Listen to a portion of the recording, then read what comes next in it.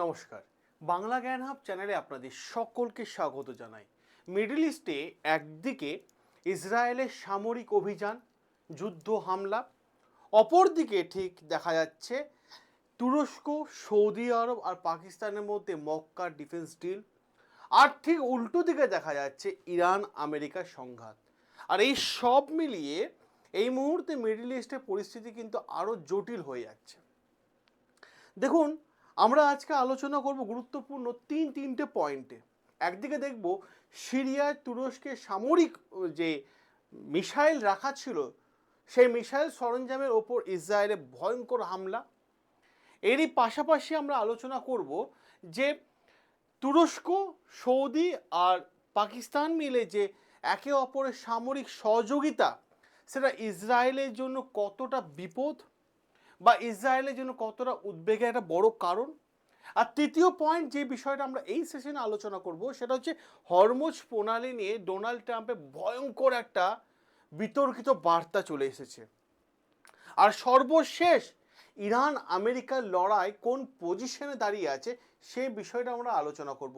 তার আগে আমি সকলকে রিকোয়েস্ট করব, যারা আপনারা দেখছেন এই ভিডিওটা যদি ভালো লেগে থাকে অতি অবশ্যই চ্যানেলটাকে সাবস্ক্রাইব করে নেবেন আর ভিডিওটাকে লাইক করে দেবেন। আসুন আমাদের মেন বক্তব্যে আসা যায় বা মেন বিষয়ে আসা যায়। তার আগে আমি সকলকে বলবো যে বর্তমান যুগ হচ্ছে এআই এর যুগ। আপনারা যারা এআই শিখতে চাইছেন, আপনি মাধ্যমিক, উচ্চ মাধ্যমিক বা গ্র্যাজুয়েশন পাশ করে বাড়িতে বসে আছেন, চাকরি হয়তো লাগছে, হয়তো রাজ্যের বাইরে যেতে হচ্ছে বা অনেক দূরে যেতে হচ্ছে, বাড়ি থেকে বসে বাড়ি থেকে খেয়ে যদি মোটা টাকা ইনকাম করতে চান, তাহলে অতি অবশ্যই বলবো এআই শিখুন। বাড়ি থেকে বসে এআই শিখুন, সম্পূর্ণ বাংলা ভাষায় এআই শিখুন। ভারতবর্ষের বেস্ট টিচার আমাদের কাছে আছে। তো যারা এআই শিখতে চান, এই ভিডিও কমেন্ট বক্সে চলে যান, এআই লিঙ্ক দেওয়া আছে। এবং যারা গার্জিয়ানরা দেখছেন, আমি আপনাদের বলবো সন্তানের সুখের জন্য অনেক কিছু করেছেন, যখন যা চেয়েছে তাই দিয়েছেন। এবার সন্তানের উজ্জ্বল ভবিষ্যতের জন্য তার একটা সঠিক প্রদর্শন বা সঠিক ভবিষ্যৎ তাকে এআই তুলে দিন। এখনই কমেন্ট বক্সে যান, এআইটা তার হাতে গিয়ে তুলে দিন। আসুন আমাদের মেন বক্তব্যে কিন্তু আমরা আলোচনা করি।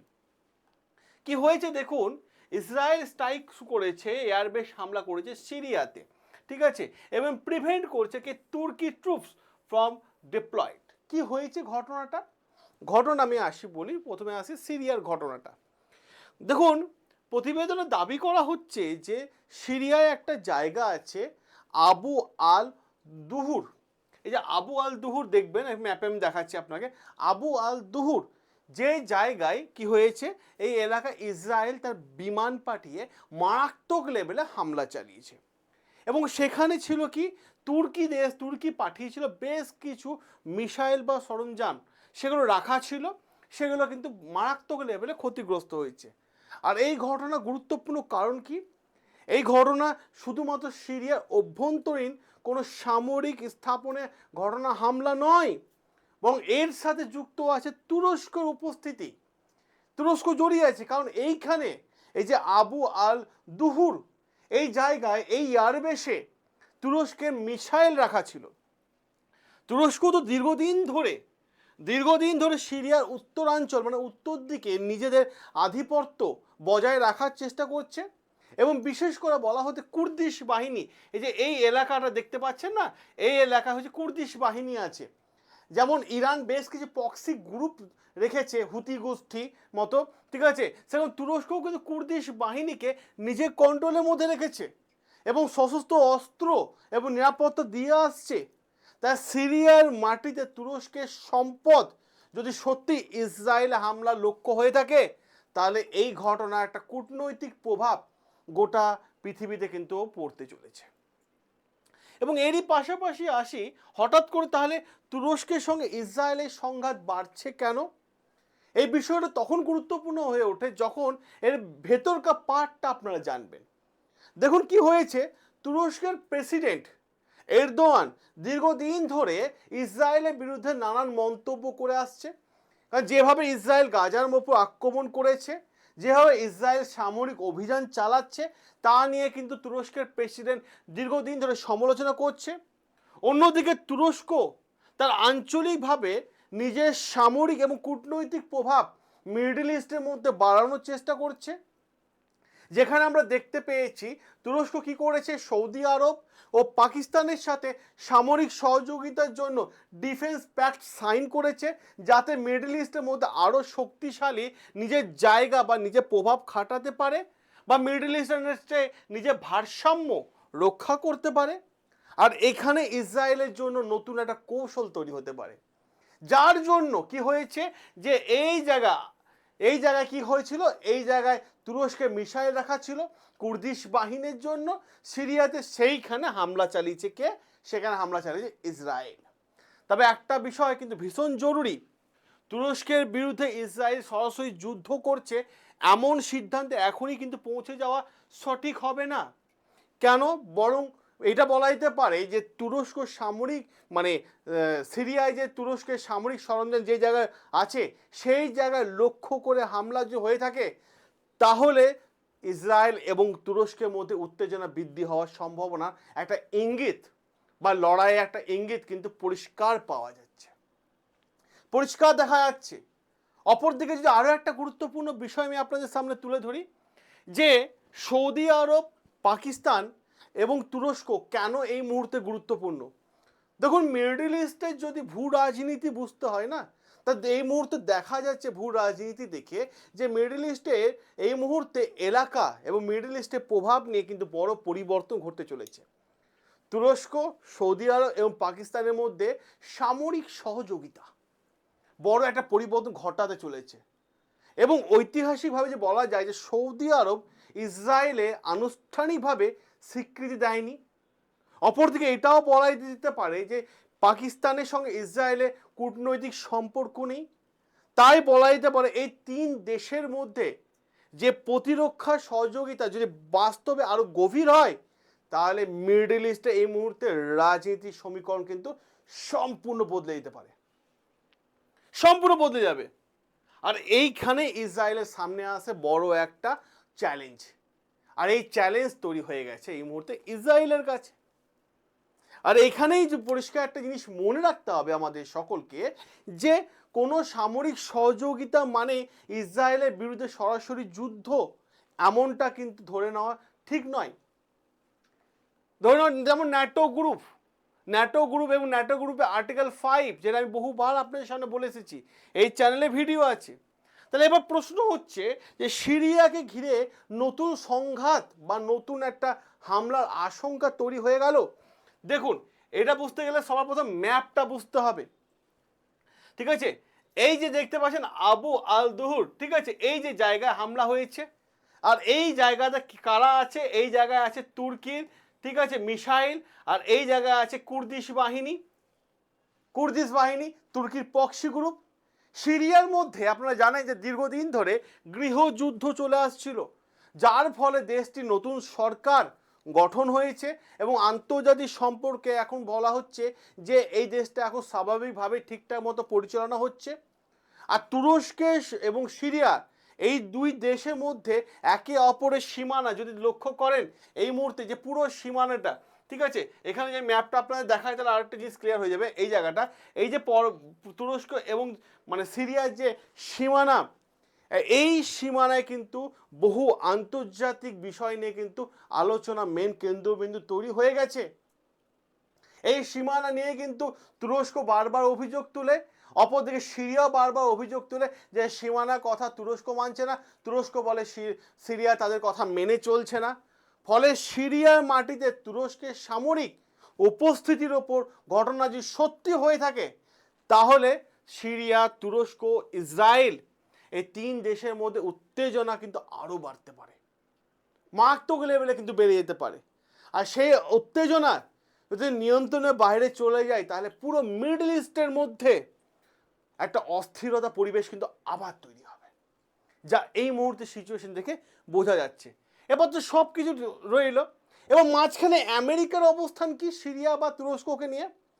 এই ঘটনার একটা অন্যতম গুরুত্বপূর্ণ দিক হচ্ছে আমেরিকা। গুরুত্বপূর্ণ দিক, কারণ পরিষ্কারভাবে বলা যাচ্ছে যে তুরস্কে যে অবস্থিত মার্কিন দূত, সেই মার্কিন দূত ইসরায়েল এই সামরিক হামলা নিয়ে কিন্তু উদ্বেগ প্রকাশ করেছে। এবং আমেরিকার পক্ষ থেকে মূল বার্তা হচ্ছে সিরিয়ায় নতুন করে সামরিক উত্তেজনা যদি তৈরি হয় তাহলে মিডল ইস্টের মধ্যে অস্থিরতা পরিবেশ তৈরি হবে এবং মিডল ইস্টের মধ্যে আরও ভয়ঙ্কর ক্ষতিকর পরিবেশ তৈরি হতে পারে। আর এখানে বড় প্রশ্ন হচ্ছে আমেরিকা কূটনৈতিক আপত্তি কি ইসরায়েলের সামরিক অভিযানকে থামাতে পারবে? এইটা প্রশ্ন।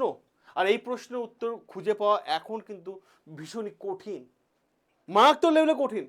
এবার যদি আমি আসি হরমুজ প্রণালীকে নিয়ে, দেখুন বর্তমান সময় মিডল ইস্টে একটা গুরুত্বপূর্ণ ঘটনা হলো হরমুজ প্রণালীকে ঘিরে আমেরিকার বড় একটা স্টেটমেন্ট।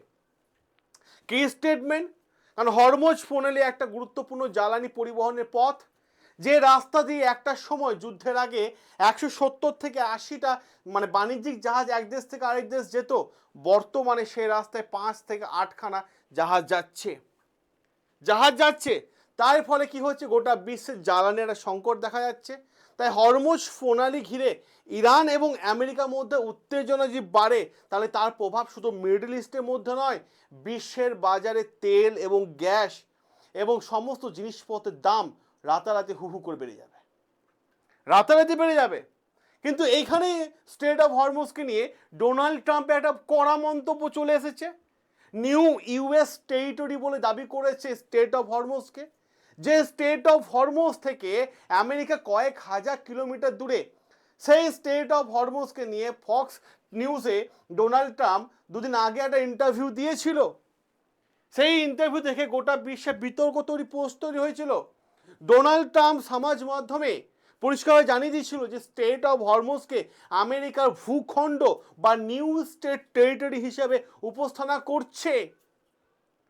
মানে আমেরিকা চাইছে স্টেট অফ হরমুজ তাদের কন্ট্রোলে থাকুক। আর এই বক্তব্যকে রাজনৈতিক বার্তা হিসেবে দেখা হয় তাহলে এর অর্থ দাঁড়ায় আমেরিকা হরমুজ প্রণালীর ওপর নিজেদের প্রভাব এবং নিয়ন্ত্রণ প্রতিষ্ঠা করার জন্য উদ্বেগ হয়ে আছে এবং সেটার জন্য কড়া অবস্থান নিতে চলেছে। কিন্তু বাস্তবে তার চিত্র তো উল্টো দেখা যায়।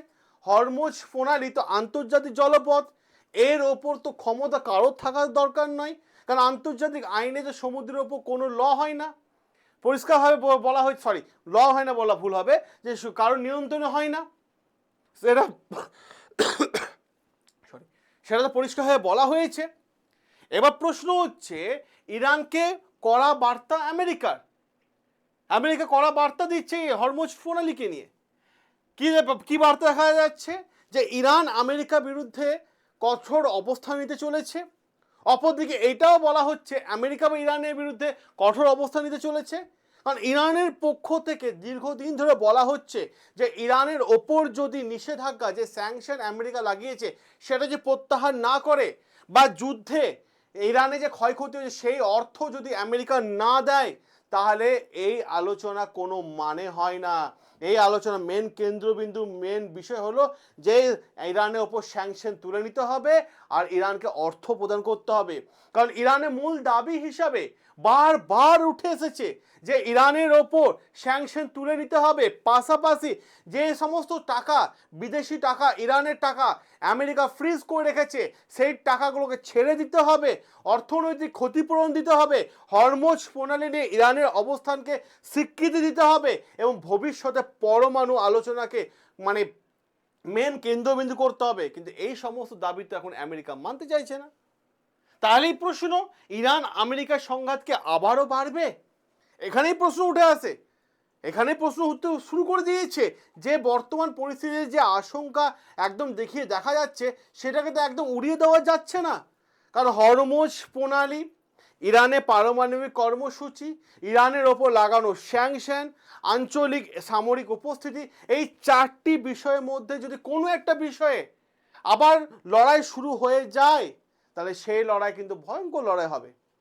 আর যদি কোনো একটা বিষয়কে কেন্দ্র করে এই সামরিক সংঘর্ষ শুরু হয়ে যায় তাহলে খুব দ্রুত আবার মিডল ইস্টে কিন্তু বড় লড়াই দেখা দিতে পারে। প্রশ্ন এই জায়গাটা উঠে আসে। এবার আমি আপনাদের সামনে একটা কথা বলবো, তাহলে কি এই মুহূর্তে মিডল ইস্টে নতুন করে যুদ্ধের দরজা খুলে যাচ্ছে? কারণ একদিকে দেখতে পাচ্ছেন ইসরায়েল বনাম তুরস্ক, এতে উত্তেজনা বাড়ার সম্ভাবনা রয়েছে। অন্যদিকে দেখা যাচ্ছে তুরস্ক, সৌদি আরব, পাকিস্তান এদের মধ্যে সামরিক সহযোগিতা তো উঠে আসছে, আর এরই পাশাপাশি সিরিয়ার মাটিতে ইসরায়েলের বড় হামলা।